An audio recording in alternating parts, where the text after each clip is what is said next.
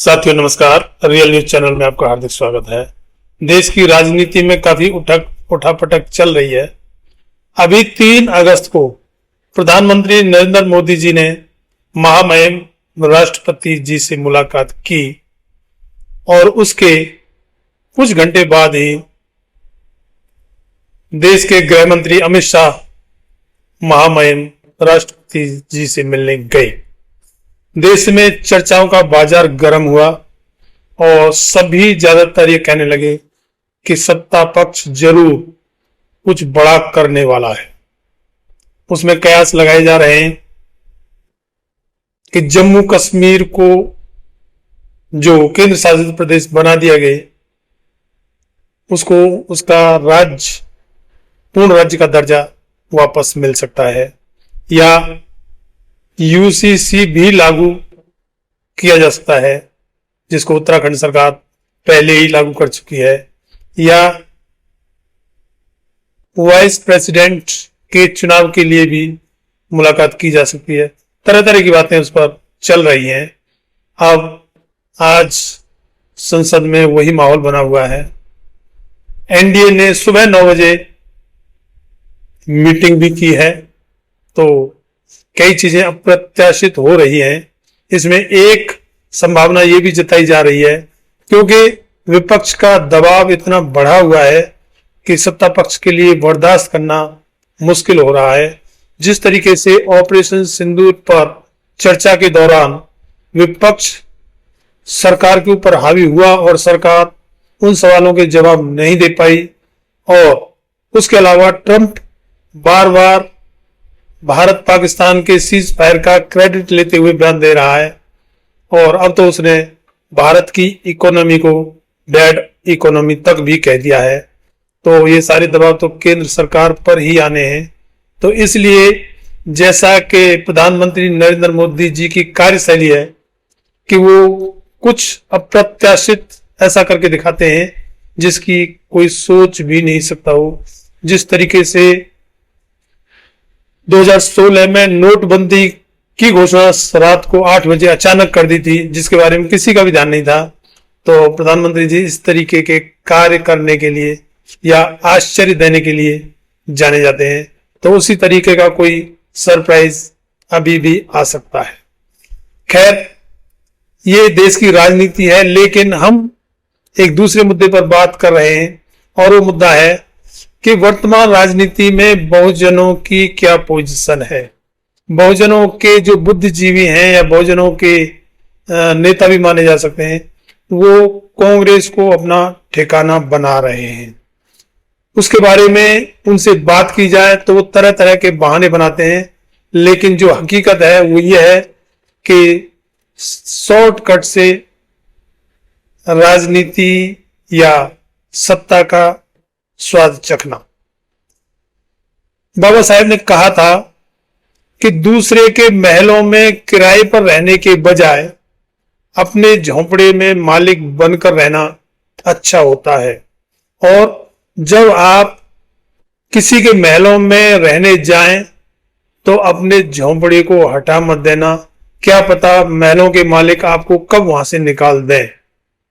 अगर ये बात हमारे देश की राजनीति के उन नेताओं पर, जिनमें प्रोफेसर रविकांत, प्रोफेसर रतनलाल या आम आदमी पार्टी के पूर्व नेता राजेंद्र प्रसाद गौतम या अशोक भारती या अन्य काफी नेता हैं जो कांग्रेस के गुणगान में लगे हुए हैं, उनके बारे में अगर उनसे पूछा जाए तो कांग्रेस की काफी प्रशंसा करते हैं और तरह तरह के बहाने बनाते हैं कि बाबा साहेब अंबेडकर भी तो कांग्रेस में रहे थे, कांग्रेस की तरफ से मुख्यमंत्री कानून मंत्री केंद्र में रहे थे, और राज्यसभा भी कांग्रेस की तरफ भेजे गए थे।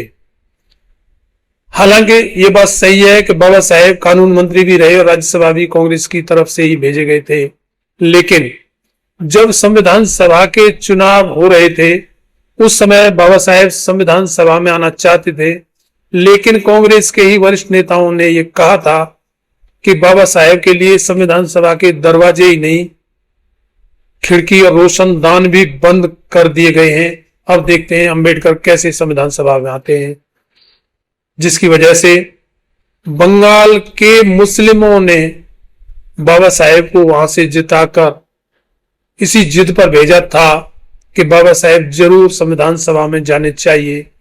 और उसके बाद में जब भारत पाकिस्तान का बंटवारा हुआ तो वो दोनों जिले जहां से बाबा साहेब जीत कर आए थे, हालांकि उस टाइम क्राइटेरिया ये रखा गया था कि जहां की पॉपुलेशन, मुस्लिम पॉपुलेशन 51% होगी, वो इलाका पाकिस्तान को दिया जाएगा।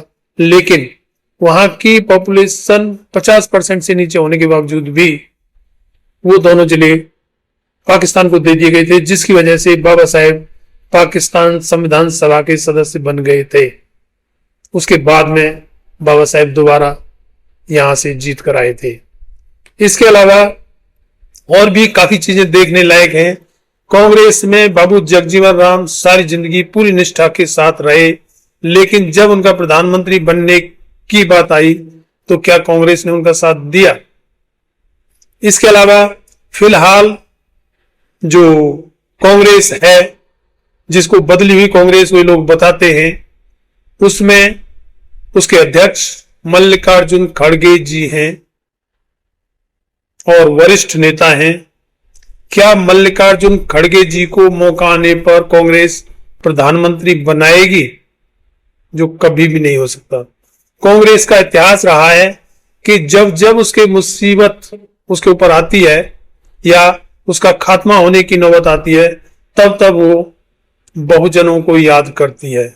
इसका ताजा उदाहरण यही है कि जब राहुल गांधी कांग्रेस अध्यक्ष बने थे, उस समय भी मल्लिकार्जुन खड़गे कांग्रेस में ही थे और भी कांग्रेस के जो बहुजन नेता थे, लेकिन उस समय किसी ने नहीं पूछा और राहुल गांधी को कांग्रेस अध्यक्ष बना दिया गया जब सोनिया गांधी ने कांग्रेस अध्यक्ष पद छोड़ा था।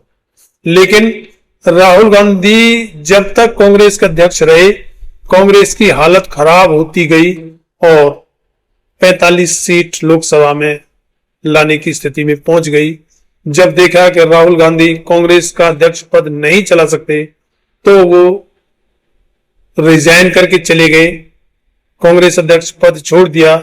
और उसके काफी समय बाद जब हालातों को देखा कि बहुजनों के बगैर कांग्रेस नहीं चल सकती, तो दलित नेता, वरिष्ठ नेता मल्लिकार्जुन खड़गे जी को कांग्रेस का अध्यक्ष बनाया गया। अब कांग्रेस मल्लिकार्जुन खड़गे जी के नेतृत्व में पूरे देश में कुछ हद तक बढ़ रही है, लेकिन अगर कांग्रेस का बहुमत लोकसभा में हो जाता है तो क्या आप सोच सकते हैं कि मल्लिकार्जुन खड़गे, जो वरिष्ठ भी हैं और समझदार हैं, क्या उनको कांग्रेस प्रधानमंत्री बना सकती है?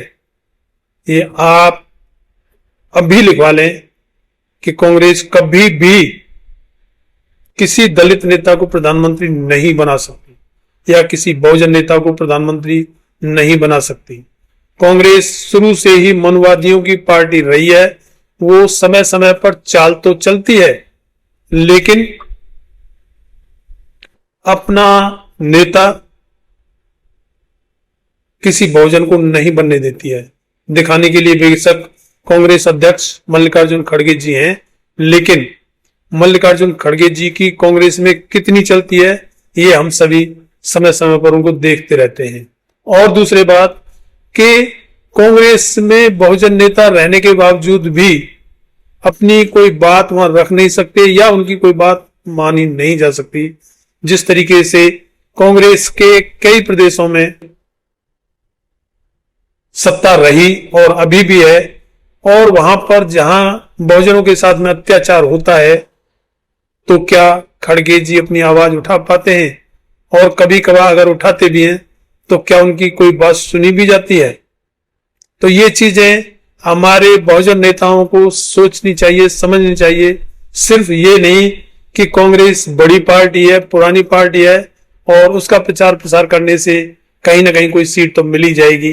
इससे आपका इंडिविजुअल फायदा तो हो सकता है, आपका अपना फायदा हो सकता है, आपके परिवार का फायदा हो सकता है, लेकिन समाज का नहीं हो सकता। कांग्रेस अगर समाज का फायदा करने की सोचती तो जैसे संविधान लागू हुआ था उसमें SC ST का आरक्षण बाबा साहेब ने उसमें प्रावधान किया था, लेकिन कांग्रेस ने उसका कितना पालन किया और कांग्रेस का बैकलॉग इतना खड़ा हो गया कि अब उसको भरने की कोई सोचता भी नहीं है, कोई बात भी नहीं करता है। और कांग्रेस ने जब संविधान लागू किया, कांग्रेस ही सत्ता में थी और उस समय जुडिशरी में हाई कोर्ट और सुप्रीम कोर्ट में भी तो नौकरी होती है, जो वहां न्यायाधीश होते हैं, जस्टिस होते हैं, वो काम करते हैं और काम के बदले तनख्वाह लेते हैं, तो उसमें रिजर्वेशन क्यों लागू नहीं किया गया। और एक सबसे ताजा उदाहरण, सुप्रीम कोर्ट के स्टाफ में जो BR गवई चीफ जस्टिस साहब हैं, उन्होंने अब सुप्रीम कोर्ट के स्टाफ में आरक्षण लागू किया है, जबकि संविधान लागू हुए 75 साल हो चुके हैं। तो कांग्रेस ये कर सकती थी, लेकिन हकीकत यह है कि कांग्रेस का कभी भी ध्यान बहुजनों के कल्याण के लिए नहीं रहा। हां, कांग्रेस के सामने संविधान में प्रावधान किए गए SC ST के आरक्षण को लागू करने की मजबूरी जरूर रही, जिसको कांग्रेस ने आधे अधूरे मन से लागू तो किया लेकिन पूरा लागू नहीं किया, क्योंकि कांग्रेस का कभी भी बहुजनों का कल्याण करने की सोच रही ही नहीं। इसमें जब एक पुराना ही है, राजीव गांधी जब प्रधानमंत्री थे, उन्होंने आरक्षण के खिलाफ 2.5 घंटे का भाषण लोकसभा में दिया था। तो इन चीजों का जवाब ये लोग नहीं देते हैं और ना ही सोचते हैं। अपने आप को बाबा साहेब के अनुयायी तो कहते हैं, लेकिन बाबा साहेब की बात नहीं मानते हैं। बाबा साहेब ने जब कहा था कि भाई दूसरों के महलों में रहने के बजाय अपने झोंपड़े में रहना ज्यादा अच्छा होता है, तो उन्हें दूसरों के महल ही क्यों बार बार अच्छे लग रहे हैं। और उसमें एक बहाना ये भी बनाते हैं कि बहुजन समाज पार्टी की नेता मायावती जी संघर्ष नहीं कर रही हैं। ये मानते हैं कि मायावती जी संघर्ष फिलहाल नहीं कर रही हैं, लेकिन चंद्रशेखर आजाद तो बहुत ज्यादा मेहनत कर रहे हैं। आज देश में कोई भी एक नेता इतना संघर्षशील नहीं है या इतना संघर्ष नहीं कर रहा है जितना भीम आर्मी आजाद समाज पार्टी के चीफ चंद्रशेखर आजाद संघर्ष कर रहे हैं। उनका संघर्ष पूरे देश में काम कर रहा है, संगठन काम कर रहा है और आज उनकी पोजीशन यह है कि किसी भी स्टेट में वो जाएं या अब जहां भी चुनाव होंगे वहां आजाद समाज पार्टी एक बड़ी शक्ति बन के उभर के आएगी।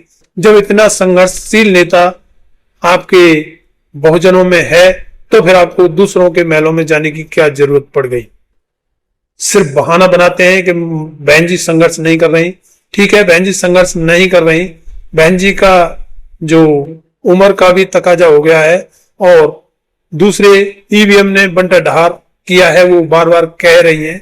लेकिन चलो मान लेते हैं बहन जी संघर्ष नहीं कर रही, तो चंद्रशेखर आजाद तो संघर्ष कर रहे हैं, उनके हाथ क्यों नहीं मजबूत करते आप।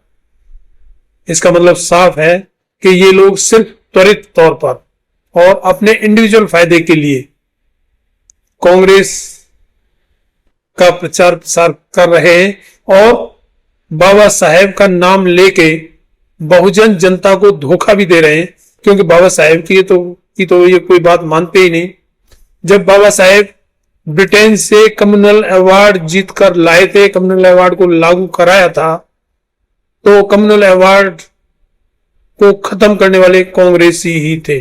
कांग्रेसी नेता महात्मा गांधी ने ही आमरण अनशन पर बैठकर कम्युनल अवार्ड को खत्म किया था। ये बात क्यों नहीं सोचते हैं। कांग्रेस आपकी कभी भली नहीं रही और वो रहेगी भी नहीं। वो सिर्फ समय समय पर धोखा देती है, ये ड्रामा करके कि अब वो बहुजनों की बात करेंगे।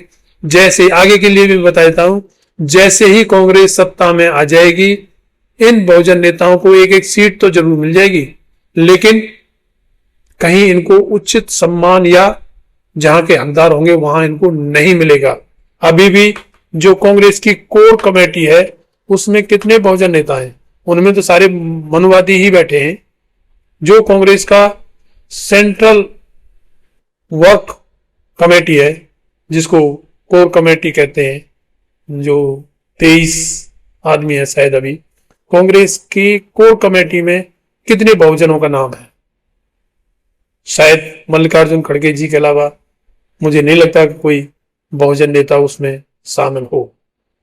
और जब कांग्रेस सत्ता में आ जाए, अभी वो कांग्रेस कमेटी को, कोर कमेटी को वो शांत रखते हैं, कोई नाम नहीं लेता है और किसी बहुजन नेता को उसमें एंट्री भी नहीं मिली है। और जैसे ही कांग्रेस सत्ता में आ जाएगी तो चलेगी तो कोर कमेटी की, जहां मनुवादी बैठे हैं और मनुवादी ही देश पर फिर शासन करेंगे। बीजेपी अगर हट भी जाती है, कांग्रेस आ जाती है, तो बहुजनों को कोई ज्यादा बड़ी उम्मीद उससे नहीं करनी चाहिए, क्योंकि कांग्रेस पहले भी 60 साल शासन कर चुकी है। उसने बहुजनों का कितना कल्याण किया है, ये देखने वाली बात है। और वरना जैसे संविधान लागू हुआ था, अगर पूरी तरीके से कांग्रेस संविधान को लागू कर देती तो अब तक बहुजन कहीं से कहीं पहुंच चुके होते। लेकिन कांग्रेस ने नहीं किया, क्योंकि कांग्रेस मनुवादियों की ही पार्टी रही है और वो रहेगी।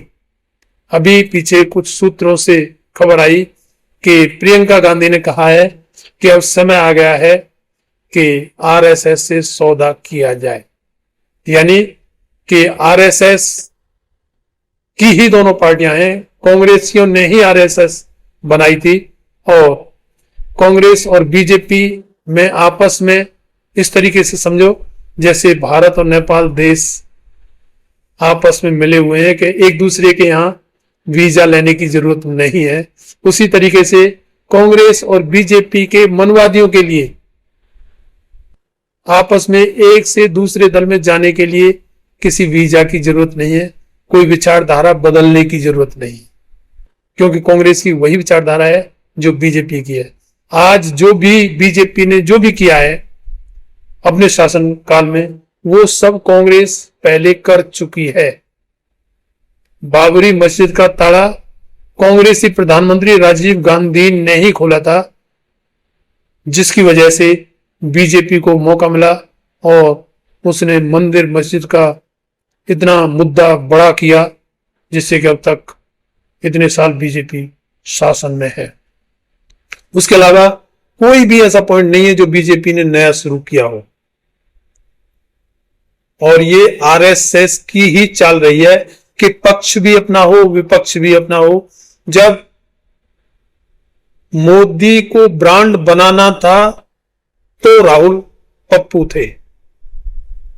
जब मोदी जी ने आरएसएस के कहने पर इतने बड़े बड़े काम किए जो आरएसएस चाहता था, जैसे बगैर किसी आंदोलन के, बगैर किसी के मांगे नरेंद्र मोदी जी ने ईडब्ल्यूएस आरक्षण सवर्णों को दिया या मनवादियों को दिया, और वो ईडब्ल्यूएस वहां भी 10% उन स्टेट्स में भी मिल रहा है जहां 10% उनकी टोटल जनसंख्या नहीं है। बाकी तो और कितने काम हुए। लेकिन आज आरएसएस को लगता है कि प्रधानमंत्री ओबीसी का नहीं चलेगा, प्रधानमंत्री तो सवर्ण ही होना चाहिए। और आज जितने भी मनुवादी पत्रकार हैं, इवन लिबरल पत्रकार भी जिन्हें कहते हैं, जो बीजेपी के खिलाफ बोलते थे, वो भी आज मोदी जी के खिलाफ बोल रहे हैं। और जो बीजेपी के सपोर्टर पत्रकार थे या मीडिया था, वो भी आज मोदी जी के अंदर इतनी कमियां गिना रहा है, क्योंकि प्रधानमंत्री ओबीसी है और ओबीसी प्रधानमंत्री आरएसएस के लिए बर्दाश्त नहीं है। वो टाइम था बीजेपी को बढ़ाना था, तो ओबीसी प्रधानमंत्री का मुखौटा लगाया और मोदी जी से ये सारे काम करवाए, और मोदी जी ने अपने आप को ओबीसी बनाकर पेश किया और सारे काम आरएसएस किए और सवर्णों के किए। वही हाल अब कांग्रेस का है। कांग्रेस ने वही चाल चली है कि अपना अध्यक्ष, राष्ट्रीय अध्यक्ष जो है खड़गे जी को बनाया कि दलितों का समर्थन मिलेगा, बहुजनों का समर्थन मिलेगा, दलित, पिछड़े, आदिवासी, अल्पसंख्यक पार्टी की तरफ जुड़ेंगे। लेकिन उनकी कोर कमेटी जो, उसमें देखिए कितना प्रतिनिधित्व किसका है, बहुजनों का उसमें कितना प्रतिनिधित्व है। और यह बात सच मानिए कि जैसे ही कांग्रेस सत्ता में आएगी तो उसकी चाल तो पहले से ही फिक्स है और वो आरएसएस के इशारे पर ही काम करेगी। कांग्रेस किसी काम को छिपकर करती है और बीजेपी उसे खुलेआम करती है। कांग्रेस को इसीलिए काशीराम साहब ने green snake in green grass, मतलब हरी घास में हरा सांप, कांग्रेस को कहा था। तो अब हम ज्यादा कुछ नहीं कह सकते। वो प्रोफेसर हैं, बड़े बुद्धिजीवी हैं और कांग्रेस या बीजेपी सभी में जितने भी बहुजन नेता हैं उनको मैं बता देता हूं कि उनकी हैसियत सिर्फ उनको इंडिविजुअल फायदा तो मिल सकता है, लेकिन उनकी ना तो उनकी कोर कमेटी में चलेगी, ना ही वो अपने समाज के लिए कोई फायदा कर पाएंगे। और जब तक समाज का फायदा नहीं कर पाते हो तब तक आप अपने आप को नेता नहीं कह सकते। बाबा साहेब अगर इंडिविजुअल फायदा चाहते तो उनके पास 4 पीएचडी की डिग्री थी, वो विदेश में ही, फॉरेन में ही प्रोफेसर लग जाते और अच्छी अच्छी पोस्टों पर रहते और खूब शाही जिंदगी जी सकते थे। लेकिन समाज के लिए उन्होंने वो सारी चीजें छोड़कर भूखों रहना पसंद किया, अपने परिवार को शहीद करना पसंद किया, लेकिन समाज के लिए वो जिंदगी लड़ते रहे। और इसीलिए आज उनको सिर्फ बहुजन ही नहीं पूरा देश नाम तो लेता ही है, चाहे वो माने ना माने। और विश्व के तमाम देश बाबा साहेब को अगर मानते हैं तो सिर्फ इसलिए कि वो अपने इंडिविजुअल फायदे के लिए नहीं लड़े, उन्होंने समाज को देखा, समाज के लिए उन्होंने सारी जिंदगी लड़ाई लड़ी। इसीलिए बाबा साहेब महान है। तो बाबा साहेब के नाम का धोखा तो दिया जा सकता है कि बाबा साहेब का अनुयायी अपने आप को कह के और मनवादियों की पैरवी करें, वो सिर्फ बाबा साहेब को धोखा दे रहे हैं, बाबा साहेब के अनुयायी नहीं है। इस वीडियो में इतना ही। चैनल को सब्सक्राइब, वीडियो को लाइक, शेयर और कमेंट में अपनी राय जरूर दें कि कांग्रेस या बीजेपी में जितने भी बहुजन नेता हैं क्या वो अपने समाज के लिए कोई फायदा करा सकते हैं। धन्यवाद। जय भीम, जय भारत।